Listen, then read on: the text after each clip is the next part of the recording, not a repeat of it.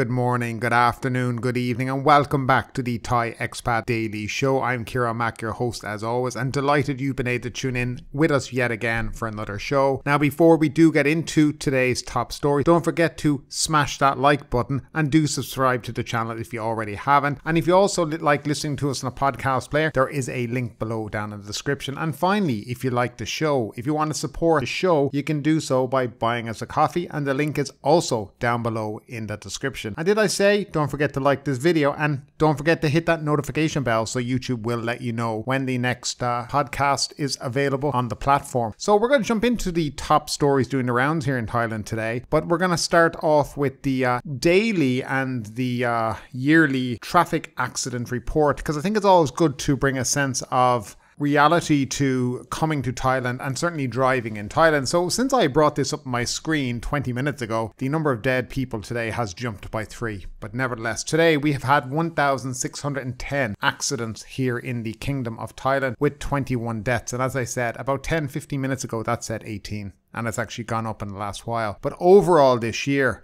we've had 379,236 people injured on the road, with 7,129 people dying on the road here in Thailand. So it is a dangerous place. If you are traveling to Thailand, bear that in mind when you decide to rent a motorbike, because at the end of the day, it's your life that you're putting in danger. And of course, it always has repercussions for the rest of your family and friends as well. But now that that's all said, let's jump into the other stories trending here in Thailand. So it looks like we're going to have a new Prime Minister maybe around July 13th. And well, that's according to the Bangkok Post, but they don't always get it right. A joint sitting of the House of Representatives and the Senate is expected to convene on July 13th to select a new Prime Minister, according to a source at the cabinet meeting. Citing outgoing Deputy Prime Minister Wasana Krengnam, the source said on Tuesday the selection of the new House Speaker is expected to take place on July 6th, and the selection of a new Prime Minister is expected on July 13th. The appointment of the new cabinet is expected on July 21st, and the swearing-in ceremony for new ministers is tipped for late July, the source said, adding that this is just a general time frame stipulated by the law. It is up to the House Speaker to set specific dates. Government spokesman Anuka Burasari said that after a cabinet meeting on Tuesday that Mr. Wasanu explained the work calendar for the outgoing cabinet after the election commission had endorsed all 500 MPs elected in the May 14th general election. The 500 MP elect endorsed by the EC on Monday hail from 67 parties, 400 of whom are MPs elected in the constituency system and the others 100 in the party list system. Mr. Anuka said the formal opening of the new parliament would take place within 15 days or on July 3rd, and His Majesty the King will preside over the state opening of parliament. Under Section 121 of the Constitution, the first parliamentary session must be convened within 15 days from the day the EC endorse at least 95% of all MP elect. The selection of the new House Speaker and the 2 deputies will take place within 10 days from the day the new Parliament convenes, Mr. Anuka said. Afterwards, a joint sitting of Parliament will convene to elect a new Prime Minister, expected in the middle of next month, the spokesman said, adding that the Constitution did not stipulate when the selection of a Prime Minister must be completed. But if everything goes smoothly, we can expect to get a new Prime Minister in the middle of July at the very earliest, and a new cabinet will take shape, he noted. If there is no delay, the appointment of the cabinet is expected to be announced in the 3rd week of July. And yeah, I mean, that's basically the plan now at the current moment. The election commission endorsed all 500 MPs, even though about 75 of them are still under investigation with the EC for irregularities in terms of voting and complaints made against them. Now, a lot of the people who are being investigated are actually the former government party, Palang Pracharat, with Pheu Thai in second place. The Move Forward Party only have about 2 or 3 who are currently being investigated, but these can still have their MP status withdrawn, but that would take a lot of evidence to have it done. Now, where we stand in relation to the Prime Minister, well, there's a lot of talk. We're going to have a new Prime Minister by July 13th. I just don't see it. I just don't see where he's getting the votes from the Senate, which is controlled in essence by the military, and where he's going to get these votes from.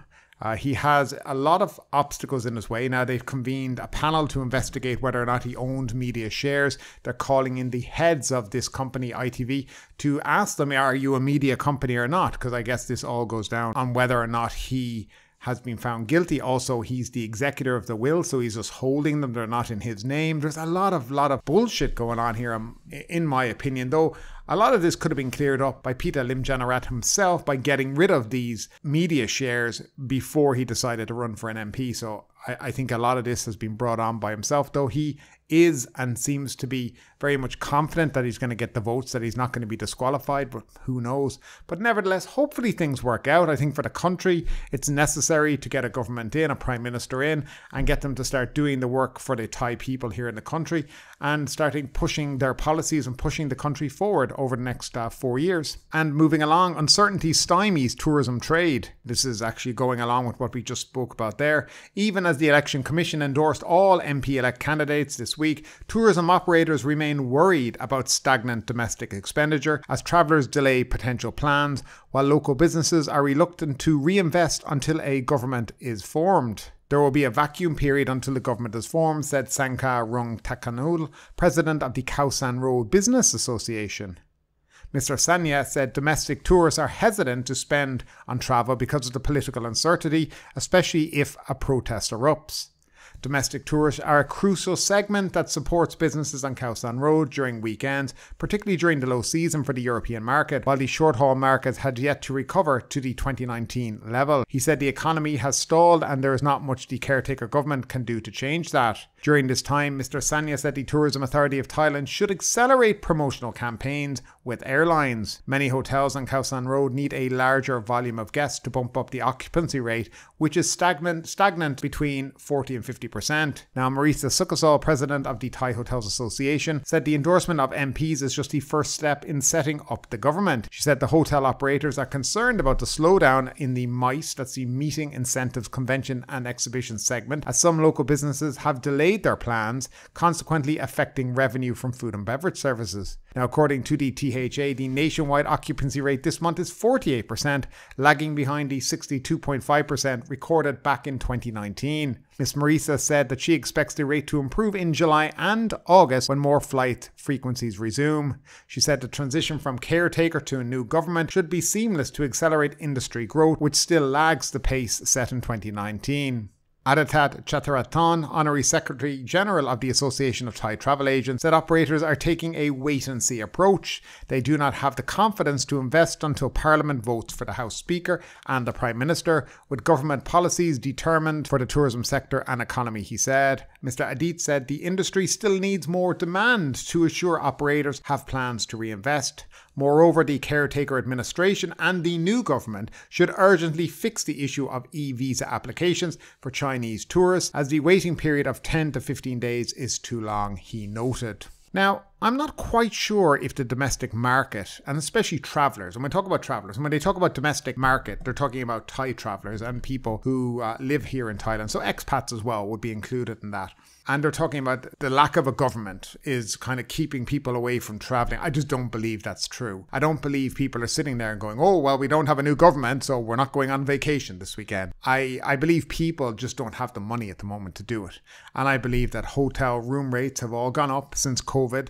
You know, after COVID and kind of the pandemic ended. During the pandemic, we saw a lot of domestic tourism because room rates came right down and 5-star, 4-star hotels were being sold for 2- and 3-star prices. And this certainly added to a boom in domestic tourism here in the country. But as the country reopened last year, as we've seen the numbers of international tourists skyrocket, of course the hotel prices have all gone back up 2019 levels, and this has also outpriced a lot of the Thai domestic market from visiting hotels, and especially the 4 and more so the 5-star hotels here in the country. And of course that would lead to a slowdown in the domestic tourism, not because there's no government formed and people are worried that there are going to be protests. People will start to worry about protests if there's an issue with the Prime Minister incumbent not getting the votes in Parliament, and if things start and they see something as being unfair happening to him, then people will hit the streets. Where they hit the streets is mainly in places like Bangkok. That's where it happens, in the capital. It doesn't really happen in Phuket or Pattaya or Chiang Mai or Hua Hin and places like these. Normally life just continues on, whether you have a coup or not, or what's going on. I remember the coup in 2014. It could be in Phuket. You wouldn't have really known. Tourists weren't that affected. That's the truth of the matter about the whole issue. I think they like to make excuses why people are not travelling during the low season, but it's not about whether or not a government has been set up or not. It's about the hotel price is too expensive and people don't have the money to travel. And they don't have the money to go on holiday every time there's a Thai holiday, because as we know, if you live here, there's more Thai. I've never seen as many holidays in a year, but they're mainly governmental holidays, of course, too. But anyway, nevertheless, that's where we are in local tourism here. There has been a slowdown and hopefully things pick up. Hoteliers could help out in this matter by reducing their prices a lot more, maybe giving a domestic rate for domestic travellers, a bigger discount. And something like this might help keep hotels busy and keep travellers moving around the country during the low season. And staying on the theme of tourism, Phuket tourism rebounds amid influx of foreign visitors. Phuket province is witnessing a surge in international tourists, with Chinese travellers leading the way, followed by those from Russia and Australia. Talawit Ancharan, vice president of the Phuket Tourist Association, noted that most Chinese tourists are independent travellers, while the number of tour groups in the country remains relatively low. Despite international arrivals standing at 70% of pre-pandemic levels, this figure represents a significant improvement from last year. Phuket authorities are actively seeking to welcome tourists from Kazakhstan and Israel this year to diversify their visitor base. Additionally, the Middle East is expected to contribute to an influx of tourists during this time of the year, as many travellers from the region look forward to enjoying Phuket's rainy season. Officials said figures for Indian and Australian visitors have already returned to pre-pandemic levels, highlighting the resilience of Phuket tourism sector. Meanwhile, Sukaset Suan Kasakul, president of the southern chapter of the Thai Hotels Association, disclosed that hotel occupancy in Phuket held steady at a promising 70% between January and May this year. The island boasts some 3,000 hotels, offering around 200,000 rooms, providing ample accommodation options for travellers. Now, the director of the Tourism Authority of Thailand's Phuket office reported that Phuket has already welcomed over 6 million domestic and international tourists in the first 5 months of the year, resulting in a staggering 196 billion baht boost to the local economy. The TAT now expects to welcome a total of 12 million tourists to Phuket this year. So a bit of good news for Phuket. That was from the Thailand News Network or whatever it was. But yeah, it seems like decent news for Phuket.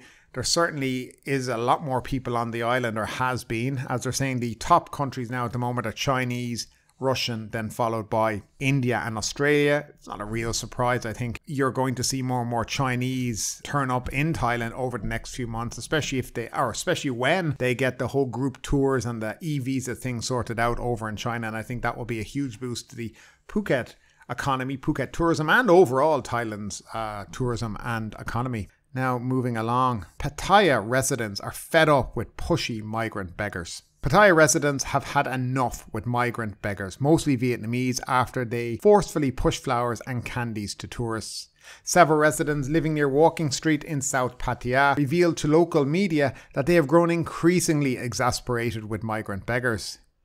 They said these beggars, with some carrying infants to evoke sympathy, wandered around crowded tourist destinations in Pattaya and tried to forcefully sell flowers and candies to international tourists. This has caused a great deal of annoyance among tourists and has ruined the city's reputation. The residents assumed there was an organised operation behind these beggars, as these groups of foreign people have been previously apprehended multiple times, yet they continue to be seen repeating the same offence. Additionally, questions arise around the status of the children, as some of the women involved have been around for years and always seem to have a new infant child with them. In many cases, the beggars enter businesses without permission, especially bars and restaurants, and bother customers while eating or drinking, annoying both business owners and the customers. In May, Pattaya police kicked a line performer out of the bar and arrested him for annoying tourists. Pattaya residents urged relevant authorities to show more effort in grappling with these beggars. Now, what I'd say there is, firstly, so if you have foreign beggars from Vietnam and whatnot, do they have a visa? Are they legally here? And if they're begging, they're basically breaking the terms and conditions of their visa, so start deporting people. I mean, is it that hard to figure out? Also, in relation to these children, where are these children coming from? Are they being trafficked? What exactly is going on here? The police need to take this a lot more seriously, and they don't seem to be. And I wonder, it would make me start to wonder if there's something shady going on in the background there too. But I'll leave it up to you whether you'd like to decide on that or not. And finally, fair play to this guy. Taiwanese man arrested in Nan for 3,971 days of overstay. It's pretty impressive. A Taiwanese man who walked into the Nan immigration office was arrested with 3,971 days of overstay.